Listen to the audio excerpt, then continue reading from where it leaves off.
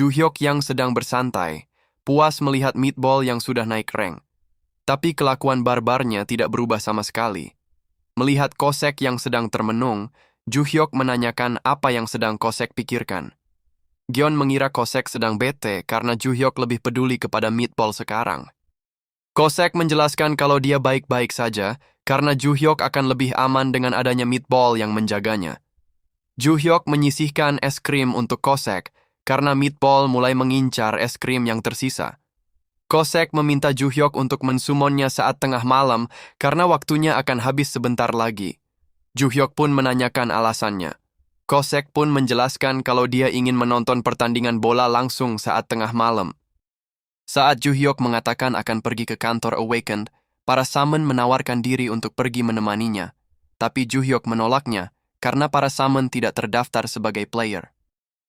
Ketua tim yang mendengar Ju-hyuk akan datang, menyambut Ju-hyuk sendiri secara langsung. Ternyata Ju-hyuk ingin menjual semua mana stone yang didapatnya dari berburu tower. Mereka berdua berbincang tentang Namgun yang menyelesaikan lantai 66. Bagi ketua tim, keberhasilan itu berkat andil dari Holy Sword yang dipinjamkan oleh Ju-hyuk.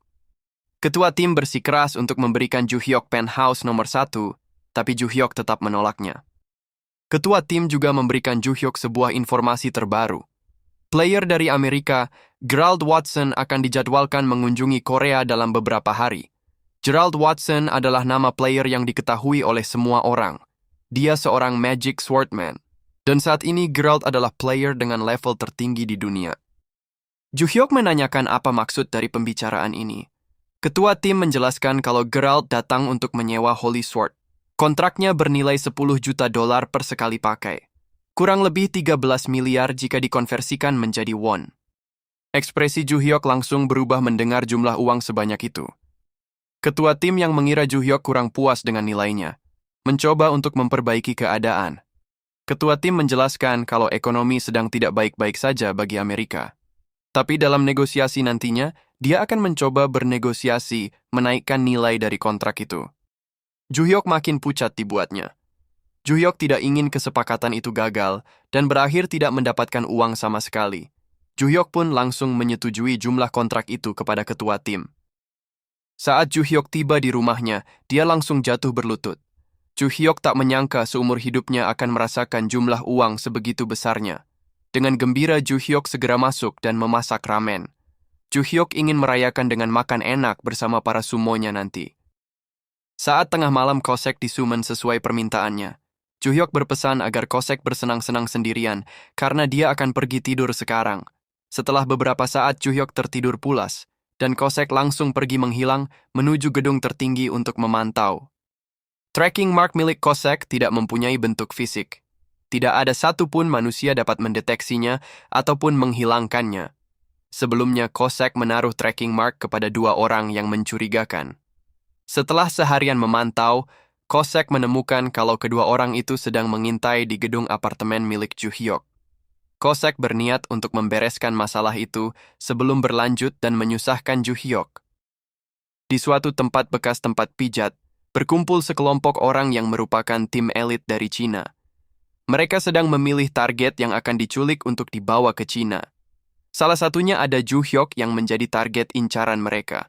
Operasi itu dipimpin oleh seorang komandan botak. Tiba-tiba sebuah kepala menggelinding memasuki ruangan.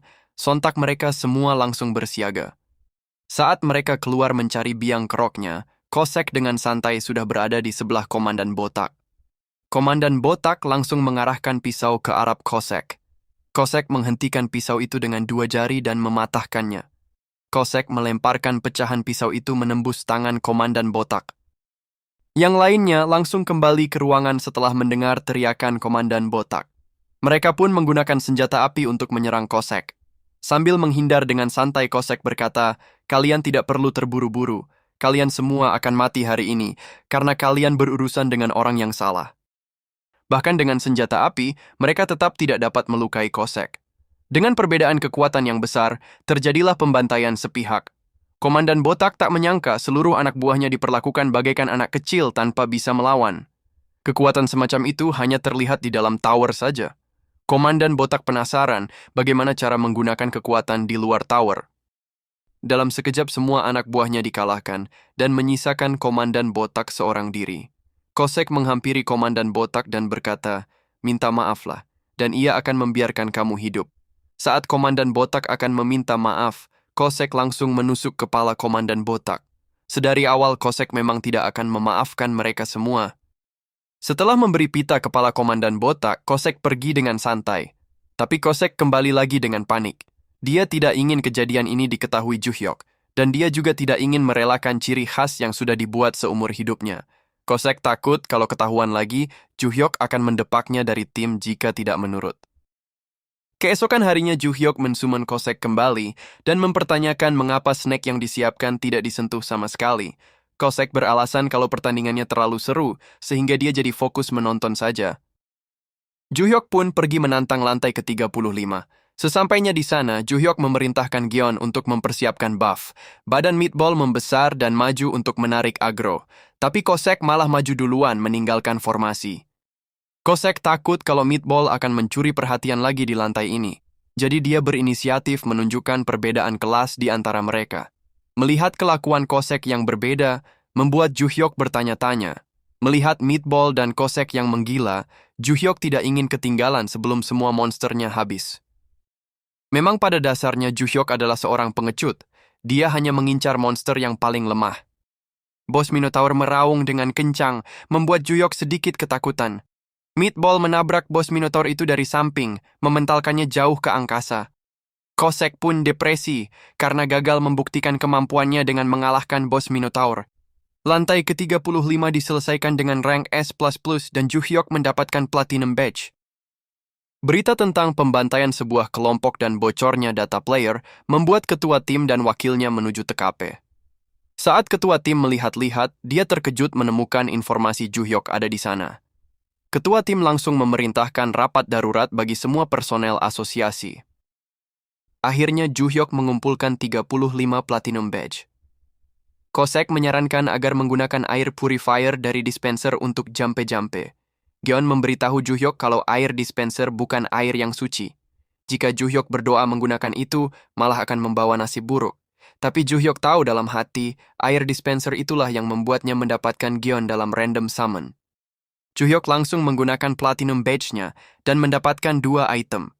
The Golden Aegis of Worn Dawn dan The Golden Maze of Cold Twilight. Kedua item itu mempunyai fitur yang luar biasa, dan yang terutama, kedua item itu tidak dapat hancur. Melihat Juhyok yang gembira, membuat Gion dan Kosek bergosip. Mereka takut Juhyok akan menjadi lebih berani sekarang. Mereka harus mencari cara untuk menjinakkan Juhyok. Kosek menyampaikan penyesalannya karena tidak menggunakan air dispenser sebagai media untuk berdoa. Tapi Meatball dengan polosnya mengingatkan, hasil sebelumnya dari berdoa menggunakan air dispenser untuk random summon, Juhyok mendapatkan Gion sebagai hasilnya. Gion yang mendengar itu mengira Meatball sedang bercanda, tapi Meatball dengan tegas mengatakan kalau dia tidak pernah berbohong. Gion berusaha membela diri dengan mengatakan kalau dispensernya pasti luar biasa, tapi Kosek membantahnya, menegaskan kalau dispenser itu biasa saja. Meatball mengatakan, sebentar lagi akan terbuka kembali random summon. Juhyok akan mendapatkan anggota keempat. Karena penambahan slot tidak didapatkan, formasi 3 orang akan dipertahankan untuk sementara waktu. Jika seseorang yang disummon lebih berguna dari kita, siapa yang dari kita bertiga yang akan mundur? Kosek berpikir kalau Meatball dapat bertugas sebagai tank dan penyerang. Gion mempunyai skill support yang luar biasa, sedangkan assassin seperti dirinya posisinya tidak jelas.